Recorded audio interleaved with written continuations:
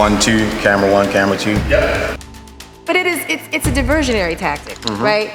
You are allowed to be angry when someone does something to you that warrants anger. But if we're talking about, wait a minute, and me being an angry black man, we're not talking about what they did. And as a black man, how do I not express myself passionately, right? Whether it's a face scour. You're allowed to be angry.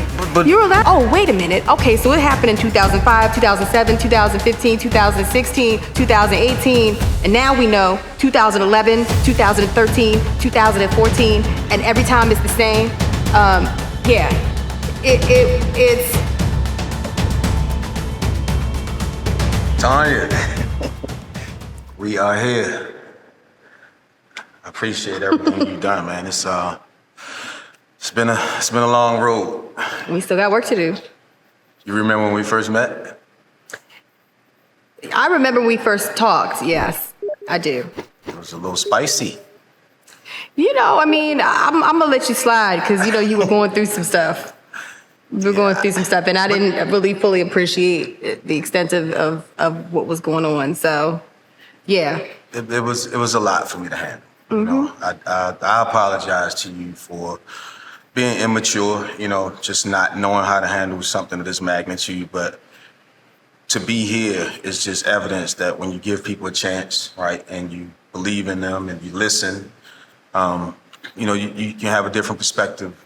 For me, particularly being a alpha heterosexual male, right, which today seems to be demonized, but you, Tanya, you have taught me to see things differently.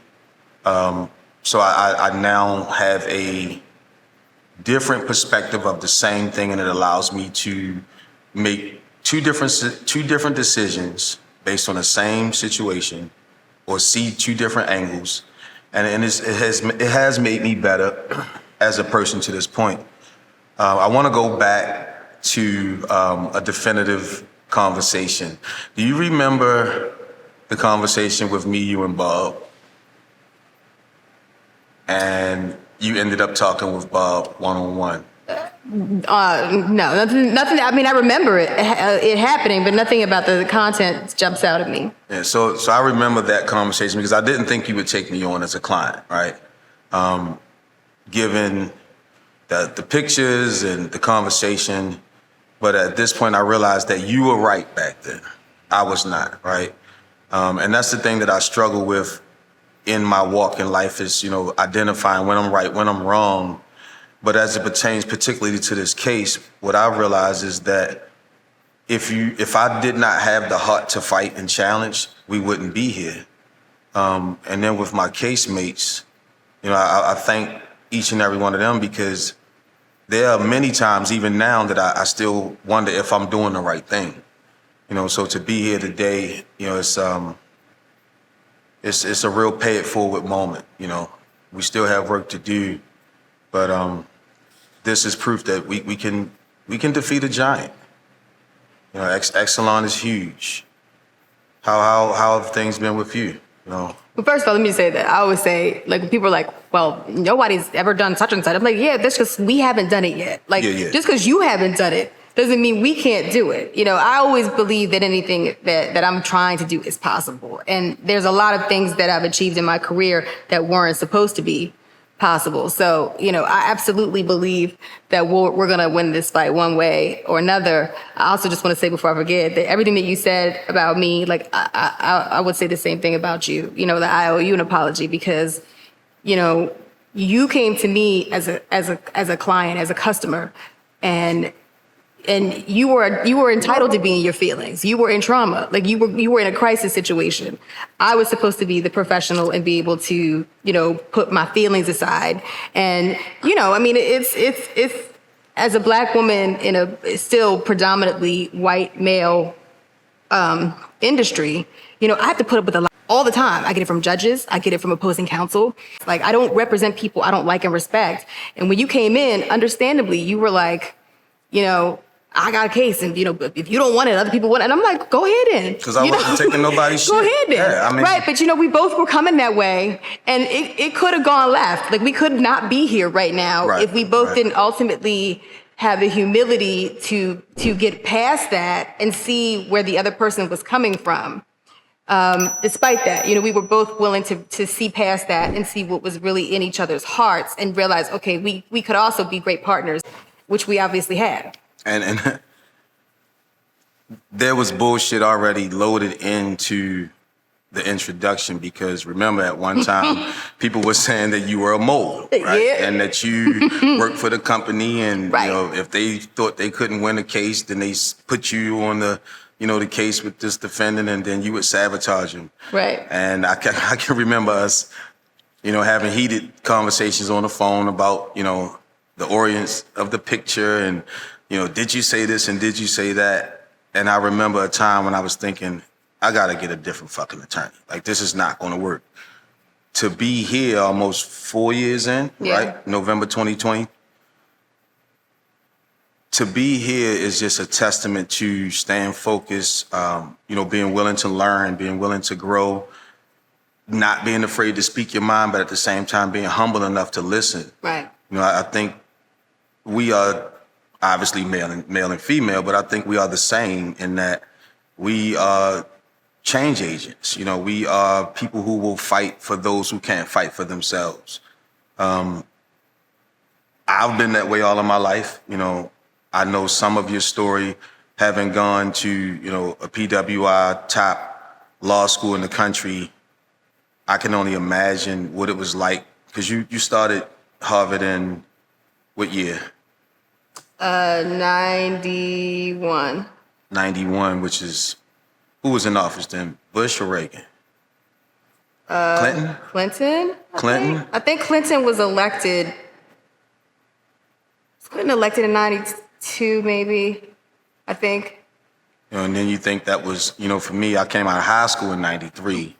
So I'm a little younger than you, and I'm a Tupac baby, right? So I'm the, Black Power, Black Panther kid.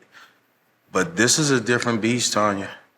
This legal system, a lot of brothers, we are confident and we are intelligent, but when you're fighting in the legal system, in the courts, and this is not criminal court, right? Most people are used to criminal court.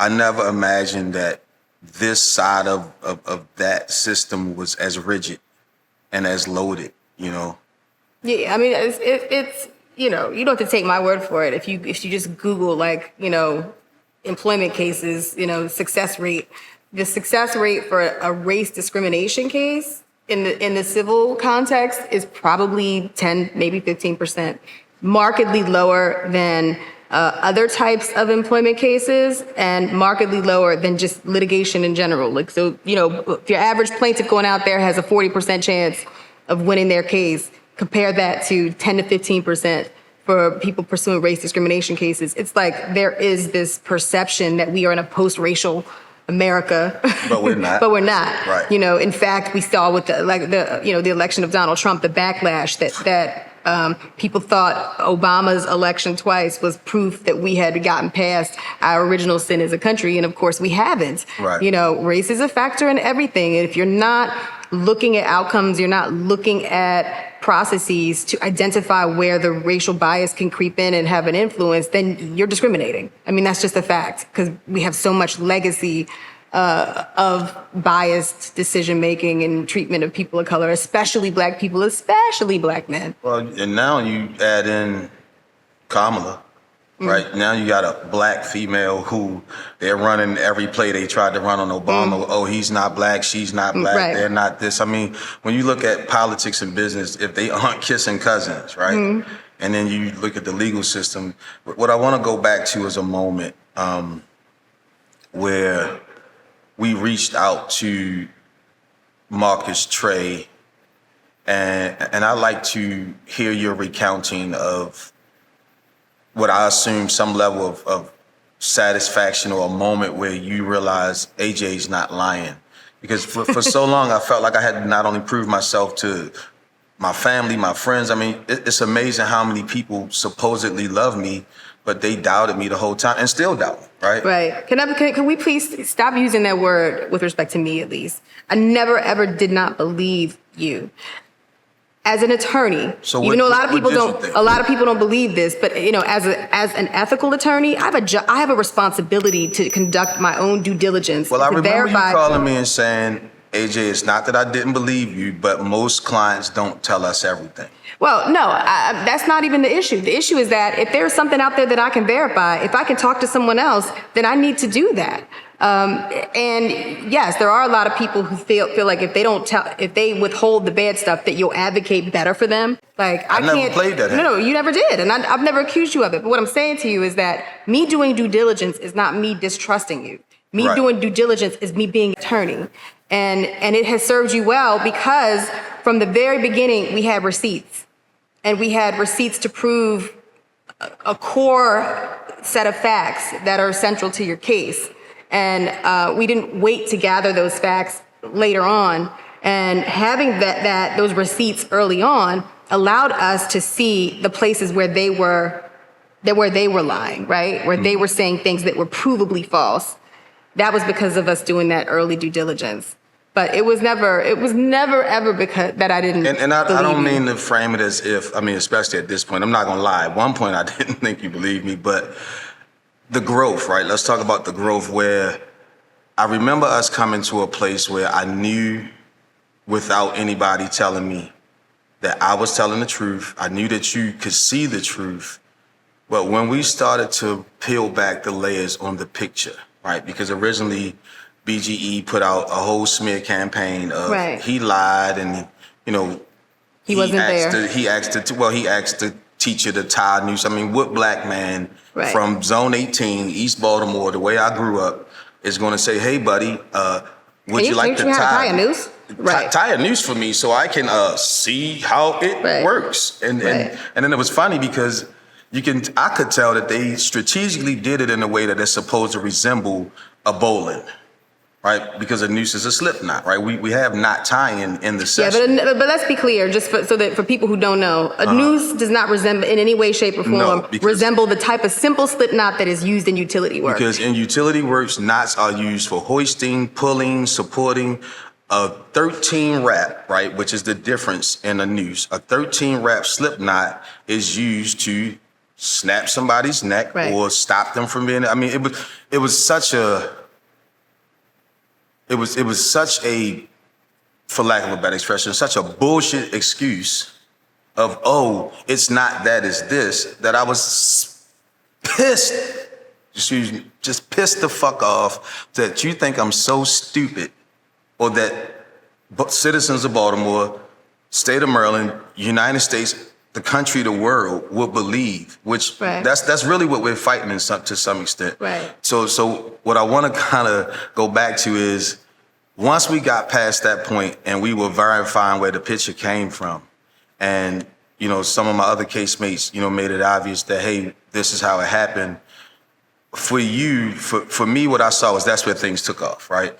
Because this is where, first of all, let me say two things. Like I understand why you felt like you weren't being believed, because you were being deliberately discredited. Like there were people out there, and I felt like everybody painting you as a liar. There were people out there painting you as a liar. So it was understandable for you to feel some kind of way about even anybody. Some of my friends at the company who were a part of this, right? So that is completely, it's completely understandable for you to feel that way. I appreciate you acknowledging that. The other thing is that it was unfathomable to me, at least until I saw the parallels between your case and Kevin's case, right?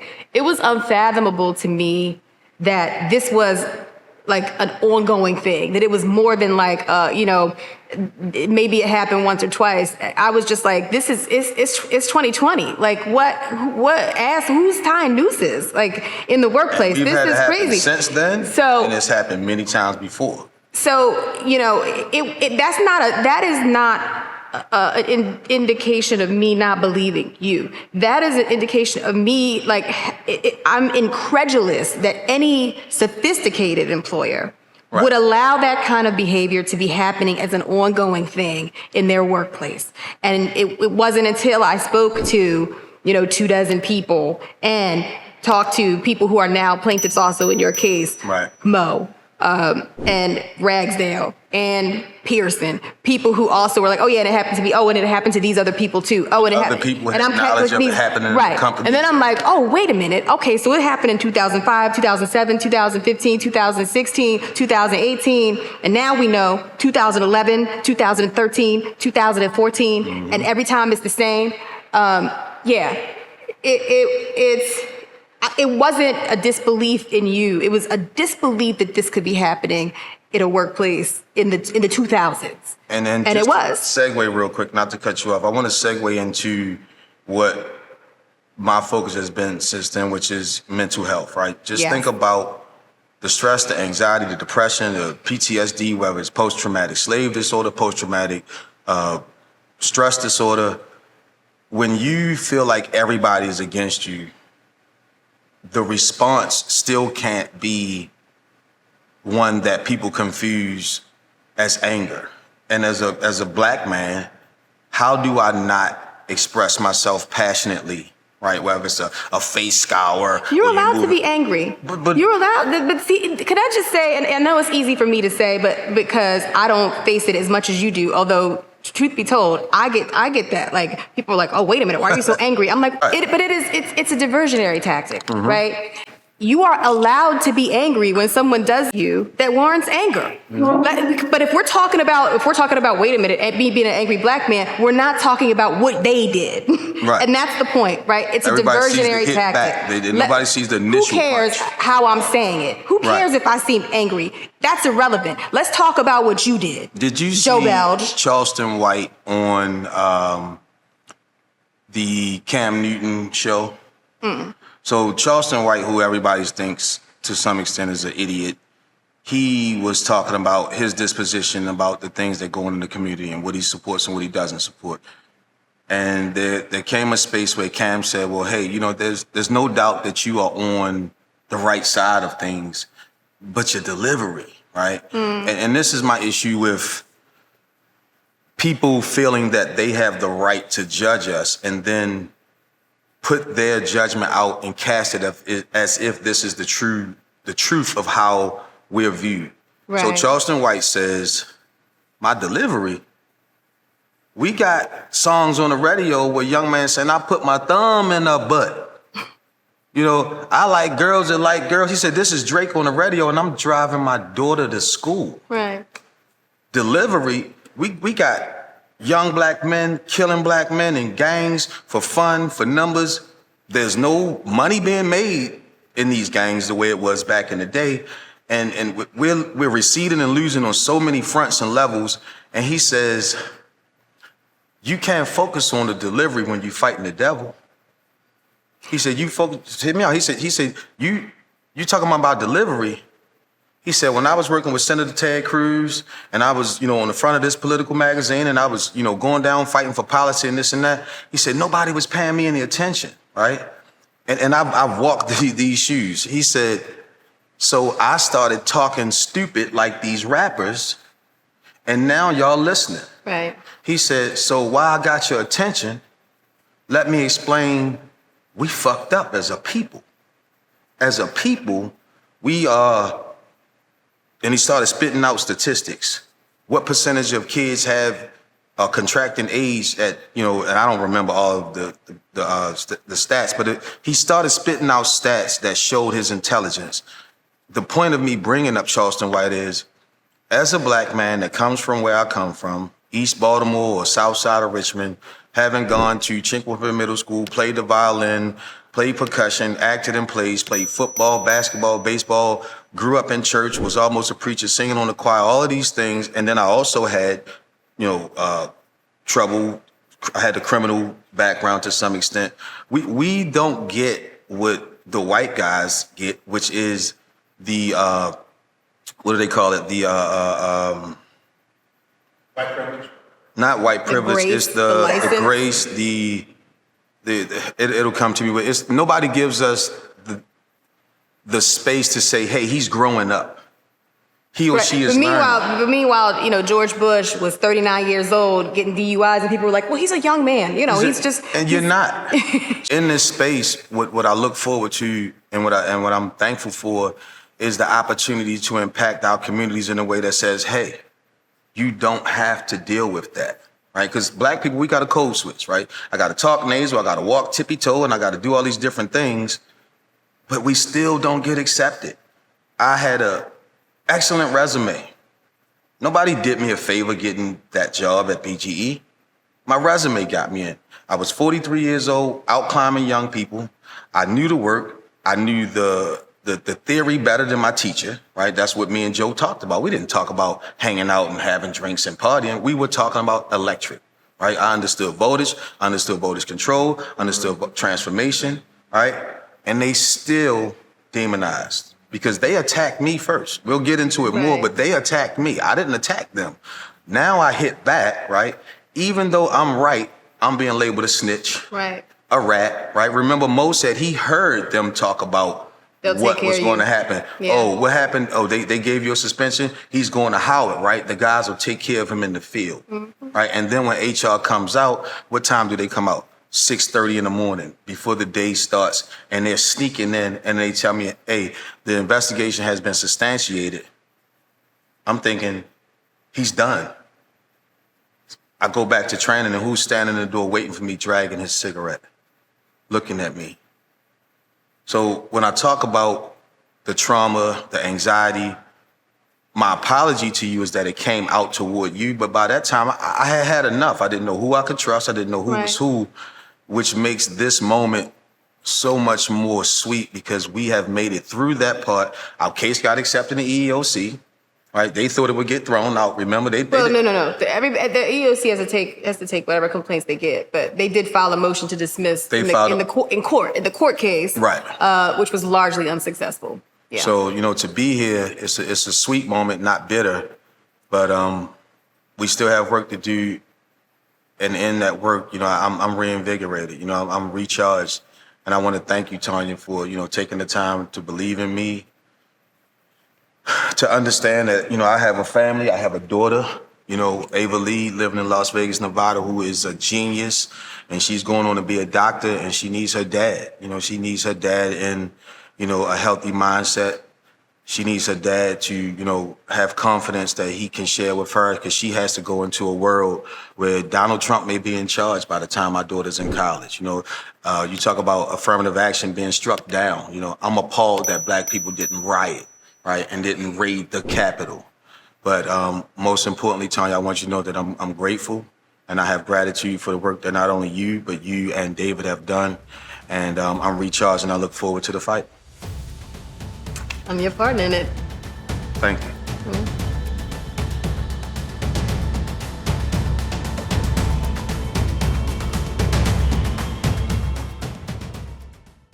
Next time on Kontra Versi TV. Obama should be taken out in the woods and hung. If you don't want me to treat you like a nigger, don't act like a nigger. Like his coworkers were saying stuff like this. You are the only person of color in the room, and you have an authority figure teaching your colleagues how to tie nooses and explaining how nooses were used historically to kill Black people. The fact that person made racist comments, the fact that they, fired you very quickly, the fact that you had a track record of performing successfully under someone else, the person who hired you, those are all things that you could point to suggest that, hey, this race may have been a factor in this. If I had, $1,000 for every time an employer lies in those position statements they submit to the EEOC, I probably could retire. We're gonna expose what they did. And most people don't.